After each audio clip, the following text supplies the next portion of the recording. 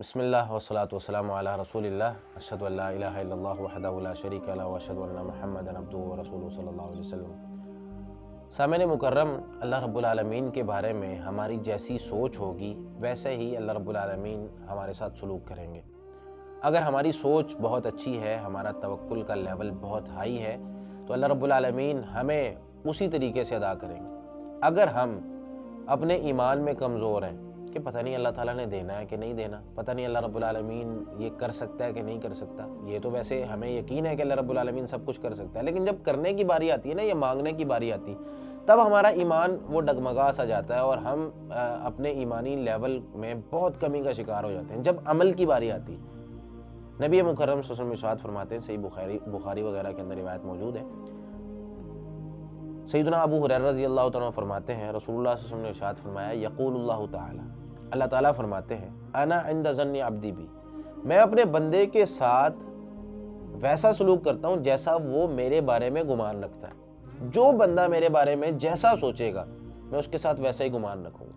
جب ہمیں یقین ہی نہیں، اللہ رب العالمین نے بیان فرما دیا کہ بھئی نکاح تم کر لو، تمہیں میں غنی کر دوں گا، یغنیہم اللہ من فضلی، سورہ نور میں اللہ رب العالمین فرماتے ہیں تم اپنے یہ جو تمہارے فقیر لوگ ہیں ان کا نکاح کرو، جو غریب لوگ ہیں ان کا نکاح کرو، انہیں میں اپنے فضل سے غنی کر دوں۔ حدیث میں آتا ہے، نبی صلی اللہ علیہ وسلم نے ارشاد فرمایا، 3 لوگوں کی مدد کرنا اللہ رب العالمین نے اپنے اوپر لازم کر دیا۔ ایک وہ شخص الناکح الذی یرید العفاف، جو پاک دامنی کے لیے، گناہ سے بچنے کے لیے نکاح کرتا ہے، اللہ رب العالمین نے ان کی مدد کرنی ہے، یہ لازمی ہے۔ ہمیں اس چیز پر یقین ہی نہیں۔ اسی طریقے سے اور بہت سے معاملات کہ اللہ رب العالمین نے فرما دیا، بھئی توکل تم کر لو، جتنا خرچہ تم نے کرنا ہے، تمہارے پاس 20 روپے، تم 20 روپے اللہ رب العالمین کے راستے میں لگا دو یا اپنے کاروبار میں لگا دو، اس کے بعد کہو کہ اللہ رب العالمین میں نے 20 روپے لگا دیے، برکت تو نے ڈالنی، تو اللہ رب العالمین اس میں برکت ڈالے گا۔ لیکن ہم کہتے ہیں نہیں، اسباب ہونے چاہیے، بہت سارے اسباب ہونے چاہیے۔ بھائی جب تک بچہ نوکری نہیں کرتا اس کی شادی نہیں کرنی، جب تک ہمارے پاس اسباب نہیں ہے ہم کیسے کریں گے؟ بھائی جب تک کروڑوں روپیہ نہیں ہے تو کاروبار کیسے شروع ہوگا؟ ہم یہ کہتے ہیں۔ لیکن انا عند ظن عبدی بی کی صحیح تفسیر ہمیں پتہ نہیں ہے کہ بھائی جیسا میں سوچ رہا ہوں میرے ساتھ ویسے ہی سلوک ہونا ہے۔ اللہ رب العالمین نے ویسے ہی کہنا، بھائی اگر مجھے اسباب کی کمی کا شکار ہوں میں اور میرے پاس اسباب نہیں ہے تو میں اسباب پہ ہی اپنی زندگی کو لگا کے بیٹھ گیا ہوں کہ جب تک اسباب نہیں ہے بھائی میں کچھ نہیں کر سکتا۔ جب تک میرا بیٹا کام نہیں کر رہا، یا لڑکی والے کہتے ہیں جب تک یہ لڑکا، اس کے پاس اپنا گھر نہیں ہے، اس کے پاس اپنی گاڑی نہیں ہے، اس کے پاس اپنی جاب نہیں ہے، بھائی ہم اپنی لڑکی کیسے دے دیں؟ یہ تو فقیر ہے، مر جائے گا، یہ کھلائے گا کہاں سے، ہماری بیٹی کو رکھے گا کہاں پہ؟ یہ ایمان کی کمزوری ہوتی ہے کہ دلائل ہم نے پڑھ لی ہے، قرآن و حدیث ہم نے پڑھ لی کہ اللہ رب العالمین نے اس شخص کی مدد کرنی ہے۔ اور کتنے صحابہ کرام ایسے تھے جو غریب تھے، فقیر تھے، ان کے پاس کچھ نہیں تھا، لیکن جب نکاح کیا اللہ رب العالمین نے ان کی مدد کی اور ان کو امیر کیا، اور کچھ تو مدینہ کے سب سے امیر ترین لوگ بھی بنے۔ لیکن ہم لوگ میرے بھائی اللہ رب العالمین کے بارے میں گمان ہمارا جو ہے اس کا لیول ہی بہت کم ہے۔ سیدنا ابو بکر رضی اللہ تعالیٰ عنہ جیسا ایمان ہمارا نہیں ہے کہ جب نبی مکرم صلی اللہ علیہ وسلم نے اعلان کیا اسلام کو مال کی ضرورت ہے، اپنے گھر کا سارا مال لے کر آ گئے کہ اللہ پر چھوڑ دیتے ہیں، بھائی اللہ دوبارہ دے دے گا مال، سارا مال لے کر آ گئے۔ اسی طریقے سے نبی مکرم صلی اللہ علیہ وسلم کے دور میں لڑائی ہو جاتی ہے، ایک لونڈی کے دانت توڑ دیے جاتے ہیں، تو اس کا بھائی جب قصاص کا معاملہ آتا ہے تو وہ قسم اٹھا کر کہہ دیتا ہے کہ اللہ پر مجھے یقین ہے، میں قسم اٹھاتا ہوں کہ دانت نہیں توڑیں گے، قصاص نہیں لیا جائے گا۔ تو وہ اس کی صرف قسم اٹھانے کی وجہ سے وہ لوگ معاف کر کے چلے جاتے ہیں، اللہ رب العالمین اس کی لاج رکھ لیتے ہیں۔ اور نبی صلی اللہ علیہ وسلم فرماتے ہیں، ان من عباد اللہ لو اقسم علی اللہ لا بر، اللہ کے کچھ ایسے بندے بھی ہوتے ہیں زمین میں،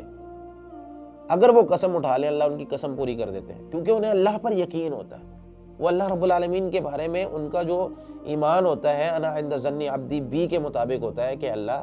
تو نے ہی مجھے چلانا ہے، میں خود فقیر ہوں، تو نے غنی کرنا ہے، اللہ میں خود کمزور ہوں، تو نے مجھے چلانا ہے۔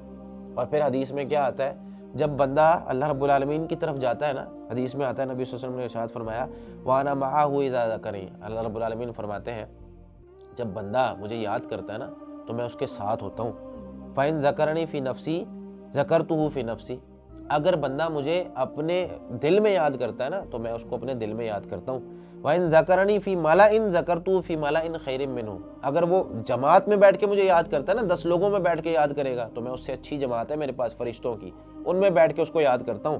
وَإِن تَقَرَّبَ إِلَيَّ بِشِبْرٍ تَقَرَّبْتُ إِلَيْهِ ذِرَاعًا، اگر وہ میری طرف ایک بالشت آتا ہے تو میں اس کی طرف ایک بازو آتا ہوں، اس کے پاس پورے ذراع بازو کے مطابق آتا ہوں۔ اور اگر وہ میرے پاس بازو یعنی پورا بازو لے کر آئے تو میں اس کے یعنی اگر بندہ دوڑ کر یا چل کر پیدل چل کر میرے پاس آئے، یعنی ساری مثالیں آپ سے دے دی، اگر بندہ پیدل چل کر آتا ہے تو اللہ رب العالمین فرماتے ہیں اتیتہ ہرولۃ، میں اس کی طرف دوڑ کر آتا ہوں۔ اور ایک حدیث میں آتا ہے مسند احمد میں، نبی مکرم صلی اللہ علیہ وسلم فرماتے ہیں، اللہ تعالیٰ نے یہ فرمایا، حدیث قدسی ہے، یا ابن آدم، اے ابن آدم، قم الیہ امشی الیک، تو صرف کھڑا ہو نا میری طرف آنے کے لیے، میں تیری طرف چل پڑوں گا۔ تو صرف کھڑا ہو کہ اللہ میں تیری طرف آنا چاہتا ہوں، چل نہ ابھی، تو صرف کھڑا ہوگا، امشی الیک، میں تیری طرف چل پڑوں گا، وامشی الیہ وہرول الیک، تو اگر میری طرف چل کر آئے گا نا تو میں تیری طرف دوڑ کر آ جاؤں گا۔ اللہ رب العالمین تو ہمارے انتظار میں، کب ہم اللہ رب العالمین کو پکاریں، کب آواز دیں کہ اے اللہ میں تجھ سے مانگنا چاہتا ہوں، اے اللہ مجھے عطا کر، اے اللہ مجھے مغفرت عطا کر، اے اللہ مجھے مال عطا کر، اے اللہ مجھے برکت عطا کر، اللہ رب العالمین دینے کے لیے تیار ہے، صرف گمان اور یقین اچھا رکھنا ہے۔ اللہ رب العالمین ہمیں سمجھ کر عمل کرنے کی توفیق عطا فرمائے۔ جزاکم اللہ۔